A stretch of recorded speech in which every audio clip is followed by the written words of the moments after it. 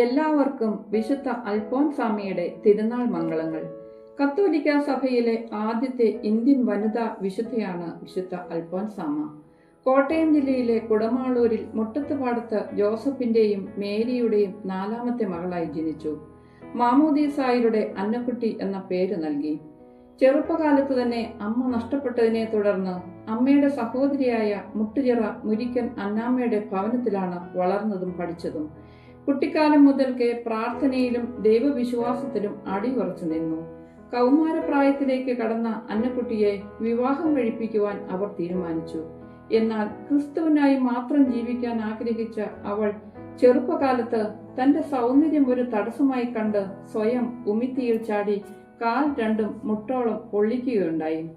1927 ഭരണങ്ങാനം ക്ലാരമടത്ത് ചേർന്നു. 1930 മെയ് 19 ചങ്ങനാശ്ശേരി മെത്രാൻ മാർ ജെയിംസ് കാളാശ്ശേരിയിൽ നിന്നും സന്യാസവ്രത വാഗ്ദാനം നടത്തി അൽഫോൻസ എന്ന പേര് സ്വീകരിച്ചു. തന്റെ ജീവിതത്തിൽ ഉടനീളം പലവിധ ശാരീരിക രോഗങ്ങളും മാനസിക വേദനകളും അവൾ അനുഭവിച്ചു. ഈ സഹനങ്ങളെല്ലാം തന്നെ ക്രിസ്തുവിന്റെ കുരിശു മരണത്തോട് ചേർത്ത് പിടിച്ച് സന്തോഷത്തോടെ സഹിച്ചു.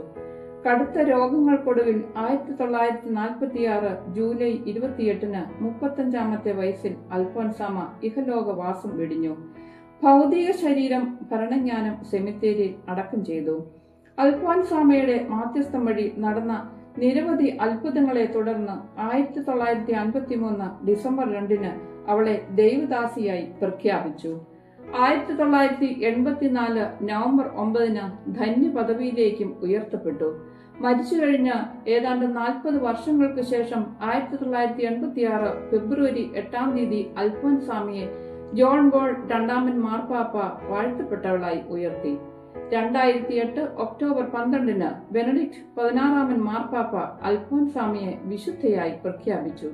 അങ്ങനെ വിശുദ്ധ പദവിയിലേക്ക് ഉയർത്തപ്പെടുന്ന ആദ്യ ഇന്ത്യൻ വനിതയെന്ന ചരിത്ര നേട്ടം അൽഫോൻസാമ്മ സ്വന്തമാക്കി.